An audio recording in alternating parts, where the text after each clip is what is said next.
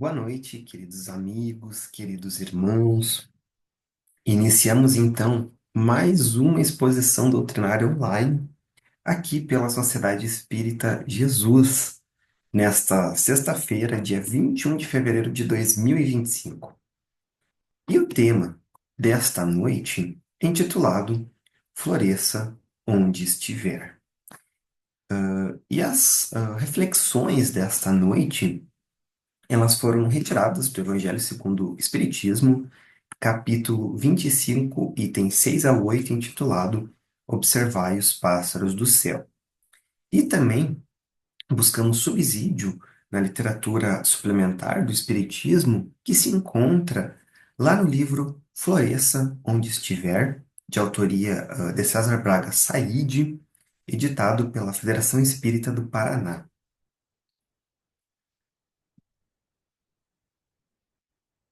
E desse livro, utilizamos o capítulo 17, intitulado Floresçam. Então, irmãos, eu inicio essa exposição desta noite nos lembrando do grande Mestre Jesus e de suas lições que são vastas. E tenho certeza que os seus ensinamentos marcam e marcaram a Terra profundamente. Todos os habitantes que estão aqui, que passaram por aqui e que continuam a sua jornada espiritual, tiveram o seu coração tocado pelos ensinamentos de Jesus.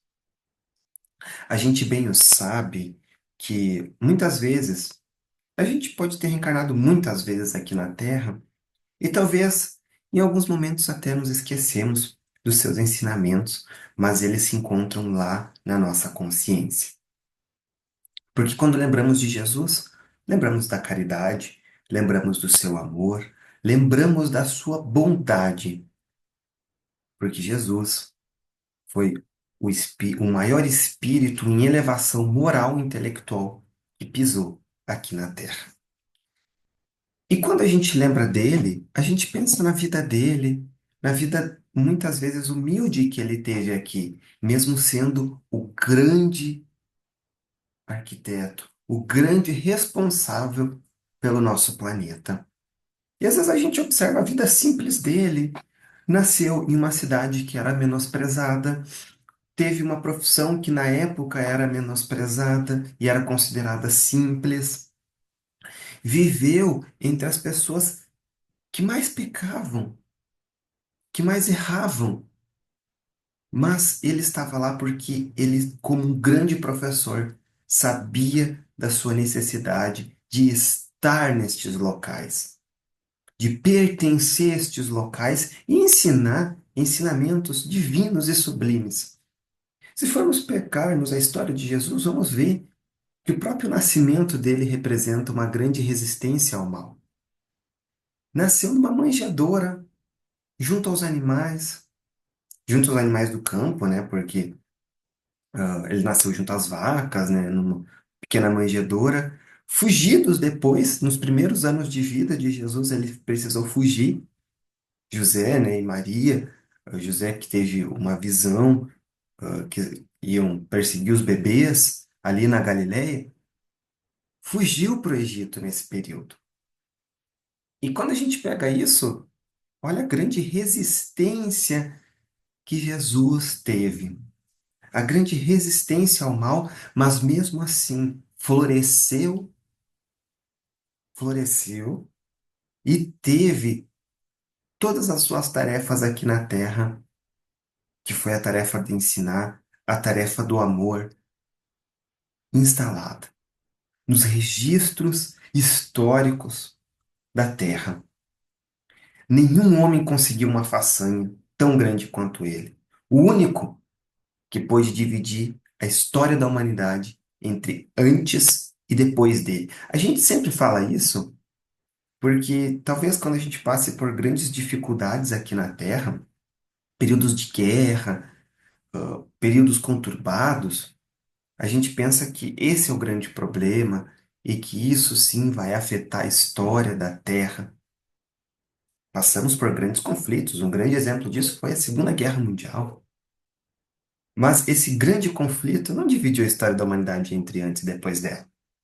Pelo contrário, esses feitos negativos marcam sim, só que não têm a capacidade de dividir a história da humanidade entre antes e depois dela, como foi com Jesus, como foi com o divino amigo e mestre. Porque só o amor e a bondade conseguem tantas façanhas. É certo que esses eventos negativos na história carregam consigo a pesado fardo negativo, e todos esses fardos que muitas vezes são conflitivos, conseguimos tirar ensinamentos. Como, por exemplo, na Segunda Guerra, foi um período de grande sofrimento, mas a gente sabe que também foi um grande período de aprendizado depois disso. Aprendemos muito com esses conflitos, mas quando poderíamos aprender pelo amor, como Jesus tanto nos orientou, como Jesus tanto nos incentivou. Porque Jesus, como um grande professor, ele era um grande incentivador. E incentivava os seus alunos, os seus pupilos, e nunca cobrava, e nunca pressionava. Sempre deixava a leva de aprendizado. E quando a gente relaciona a história de Jesus, e ele pedia, muitas vezes, para observar a natureza, observai os pássaros do céu, observai o lírio do campo. E muitas vezes na nossa rotina atribulada, a gente não consegue nem perceber a luz do sol, não consegue perceber nem a brisa suave do vento. Muitas vezes, quando a gente acorda, principalmente agora nesse verão que está torturando todo mundo, a gente já acorda reclamando do verão. Meu Deus, esse calorão de novo, outro dia escaldante, menos um dia. Essas são afirmações que a gente vive ouvindo e vive escutando, né? E até mesmo a gente fala isso, acorda de manhã, meu Deus do céu, mais um dia de calor. E muitas vezes não observamos o todo. Não observamos que no verão os pássaros cantam mais do que no inverno. Não observamos que podemos sentir a brisa agradável, tomar uma água refrescante, porque ainda podemos fazer isso. Muitas vezes a gente se esquece de observar as coisas simples da vida. Existe um movimento dentro da filosofia que se chama simplicidade voluntária. E a simplicidade voluntária, justamente, ela busca trazer ensinamentos da simplicidade. Porque com todos esses avanços da tecnologia, não entenda mal, a tecnologia é muito boa, ela facilita a vida das pessoas. Só que muitas vezes a gente está usando a tecnologia como uma grande bengala para fugir de situações, para fugir de situações. A gente utiliza o celular, por exemplo, para fugir do tédio. A gente utiliza o celular antes de dormir. A gente utiliza o celular 24 horas por dia. E dessas 24 horas, grande parte é para mexer nas redes sociais. Isso é bom, não é que eu estou condenando isso. A gente pode sim realizar essas tarefas. Porém, muitas vezes, esses movimentos de ocupar muito a tecnologia para fugir, ela vai acabar nos atrasando nos nossos aprendizados. E quando a gente busca ensinamentos lá da simplicidade voluntária, que não necessariamente fala para a gente não ter celular, mas sim para usar de forma consciente o celular. Por exemplo, é um grande erro nosso utilizar as telas antes de dormir. É um grande erro utilizar as telas para ter sono ou ficar no rolling screen lá na desculpa, lá na rede social para fugir e ter sono, por exemplo. A gente sabe que isso é um grande erro porque a gente não vai ter sono olhando para uma tela. E a simplicidade voluntária vai nos falar para substituir essas coisas. e buscar o simples.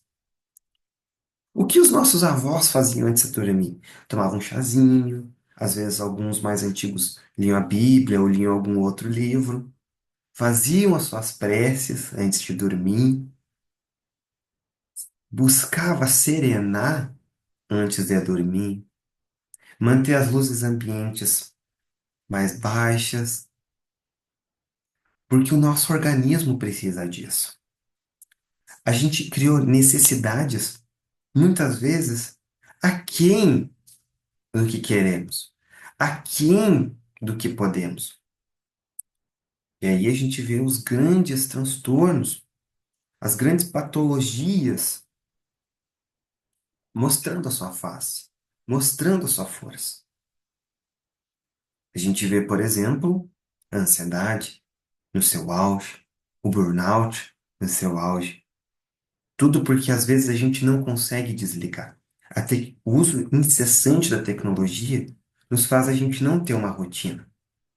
Muitas vezes a gente sai do trabalho, mas no celular ali, de olho no grupo lá do trabalho, seja no Telegram ou no WhatsApp. Tá ali, conectado.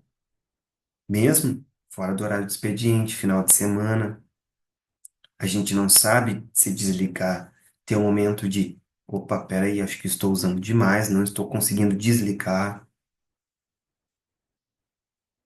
E a gente precisa desses momentos. Buscar a simplicidade no dia. Outro grande exemplo que a gente pode buscar, a gente buscou requisitos agora na filosofia para explicar, né? E essa busca da simplicidade que desde Jesus, há 2000 anos atrás, ele nos falava, até né, essas correntes da filosofia que falam sobre a simplicidade voluntária. Muitas dessas correntes, elas buscam também subsídios lá no Zen budismo, né? Lá nas escolas japonesas do budismo. E agora a gente relaciona com outro filme extremamente interessante, que recomendo todos assistirem, que é Dias Perfeitos, que fala a rotina de um faxineiro de banheiros públicos em Tóquio, né? É um filme japonês também. Só que ele sabia buscar simplicidade no seu dia. Então, no horário do intervalo, ele tirava foto das árvores que estavam em volta, né, onde ele almoçava. Buscava o simples da vida.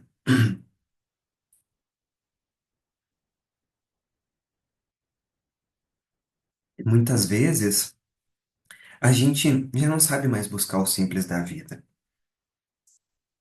Talvez os nossos avós, os nossos pais, eles sabiam fazer isso. Tem aquele momento do chimarrão, aquele momento do tédio mesmo, de não fazer nada, que é extremamente saudável. E muitas vezes a gente relativou e acha que o tédio é péssimo, é ruim. Mas se a gente for buscar tanto relatos de psicólogos e psiquiatras falando que esse momento de inatividade, né, o ócio produtivo, é extremamente necessário para a nossa saúde mental. E se a gente for buscar lá na doutrina espírita, lá no livro dos Espíritos, na terceira parte, a gente vai encontrar na lei de trabalho, também a questão do repouso. O nosso corpo precisa de repouso, a nossa mente precisa de repouso. Naqueles momentos de inatividade, de não fazer nada mesmo, de ficar tranquilo, de boas, relaxando, tomando um chimarrão, um chazinho, um suquinho, ficando de boas, com a cabeça limpa. Nunca nos esqueçamos que às vezes os riachos mais límpidos, se você remover o fundo, a água toda vai sujar. E os momentos de inatividade é justamente isso que a gente espera, todo o fundo do rio, do riacho, se assentar onde estava e a água ficar cristalina. A nossa mente precisa do repouso para a gente ver claramente o nosso dia a dia, observar o nosso dia a dia.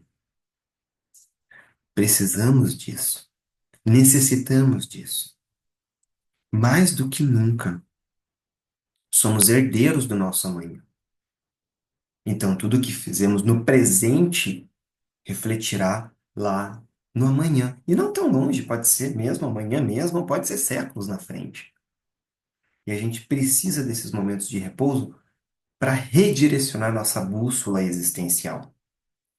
Nada vale se apenas utilizarmos e ficarmos extremamente em atividade. Tudo bem, é lei de trabalho, precisamos sempre estar em atividade, mas precisamos do repouso, precisamos nos manter em paz, precisamos nos manter calmos, porque uma mente conturbada vai interpretar tudo de forma equivocada. A gente não vai. É como se o nosso óculos tivesse embaçado. Então, por isso, precisamos tranquilizar nossa mente. Talvez todas essas estratégias são essenciais para a gente florescer. Mas o que é esse florescer, primeiramente?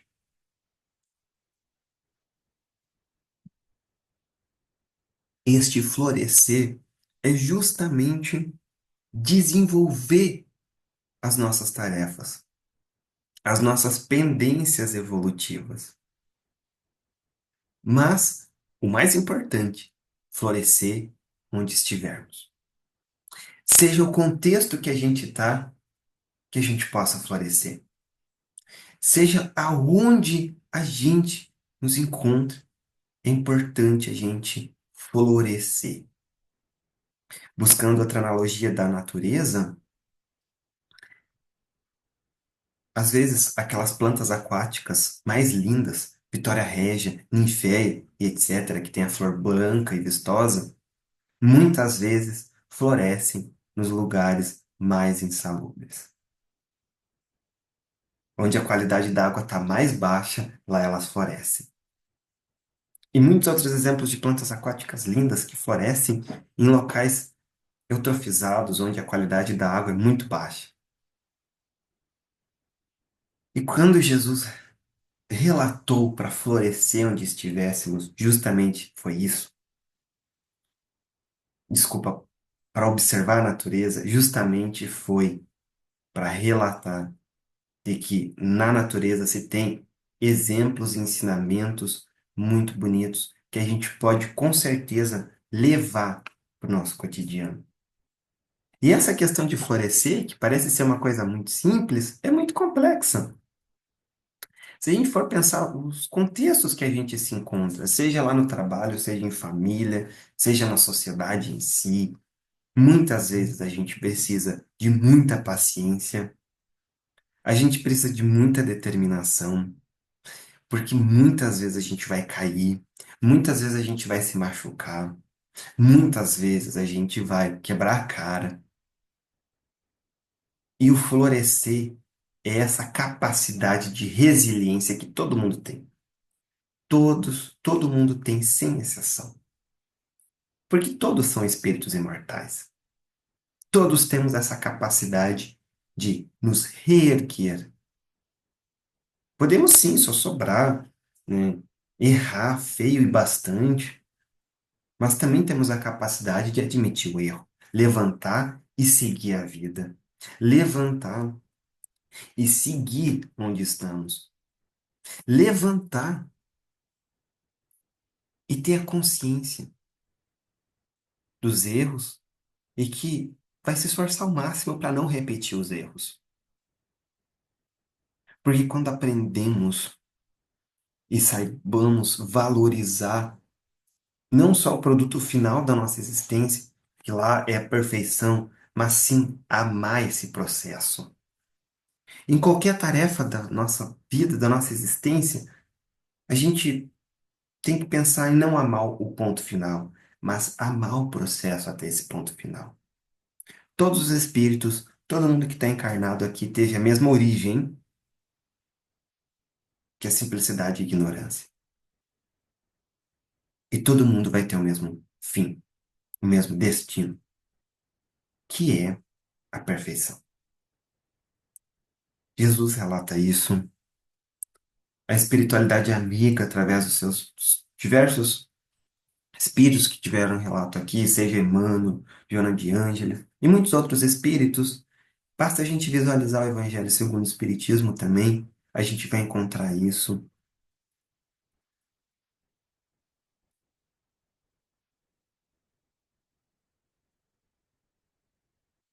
Precisamos saber valorizar o processo. Precisamos aproveitar o processo. Existem muitas coisas na nossa existência que a gente, por enquanto, não entende. Isso é normal. Talvez aquela dor muito grande, talvez momentaneamente a gente não entenda. Aquela dor que nos tira do sério, aquela dor que nos desequilibra, aquela dor que é capaz de nos ferir,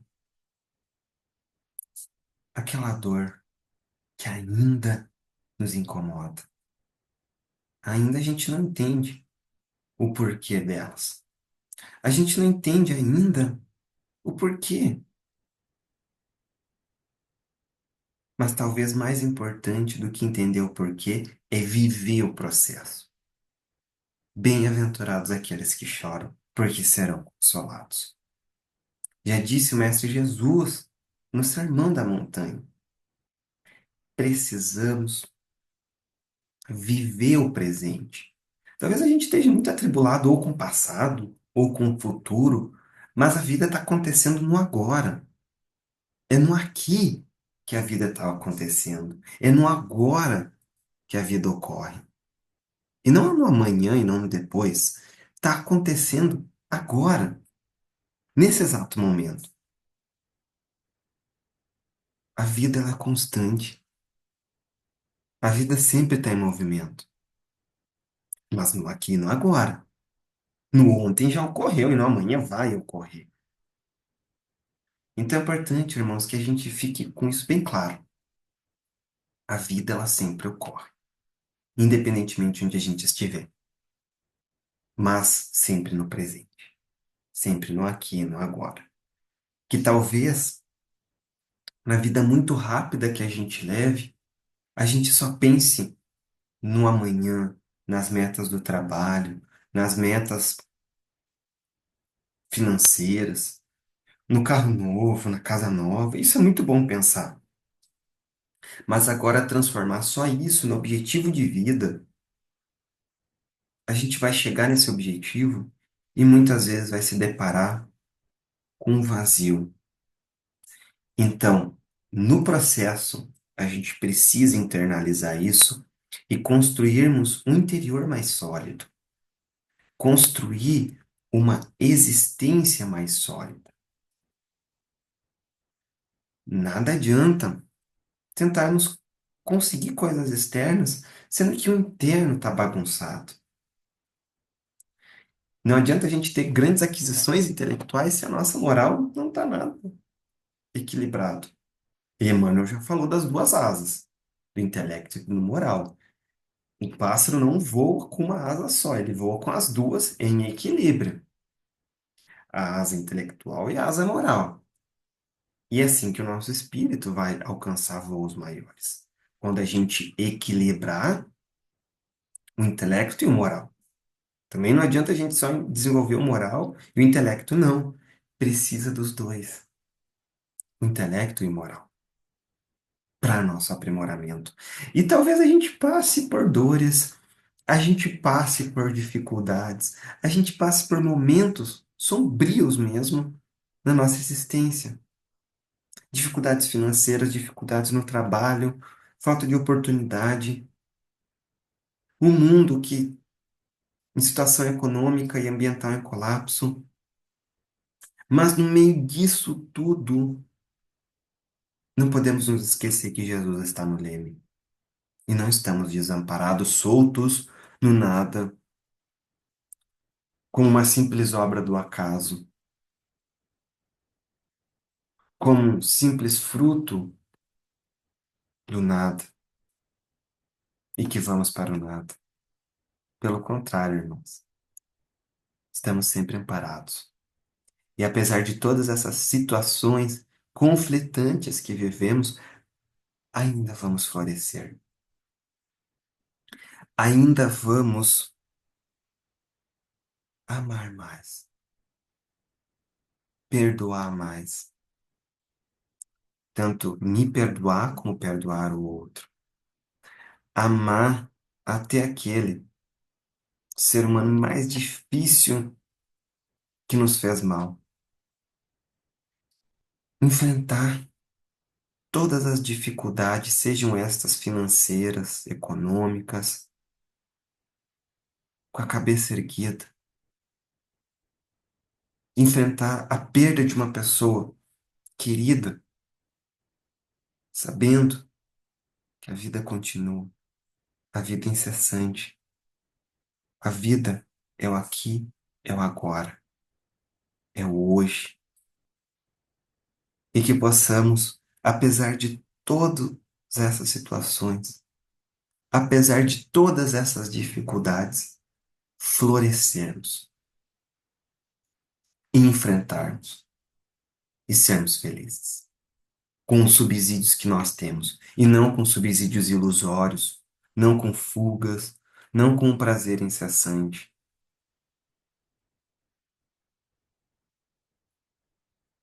mas com os recursos que temos, seja com a simplicidade, com a humildade, com a bondade, com a justiça, pensando sempre que não somos produtos do acaso, e do nada.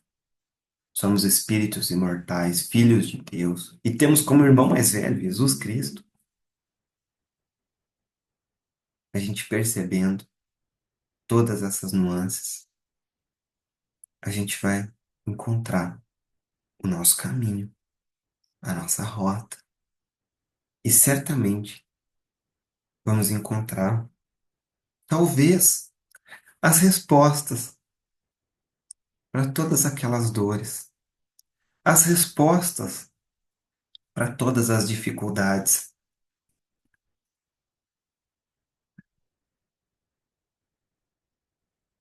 E o mais importante, nos movimentando internamente, receberemos ajuda dos nossos irmãos desencarnados, que certamente sempre estão do nosso lado, sempre estão nos apoiando, sempre estão aqui, abertos. Basta a gente abrir as portas, basta a gente ter o coração aberto para os ensinamentos, basta a gente ter humildade de realizar uma prece. Basta a humildade da gente pedir ajuda, porque muitas vezes pedir ajuda não é um sinal de fraqueza, é um sinal de fortaleza. Então, irmãos, estas eram as palavras desta noite. Eu vou convidar todos os irmãos para levarmos os nossos pensamentos, Deus, Jesus e a toda a espiritualidade amiga que nos acompanha através de uma pequena prece.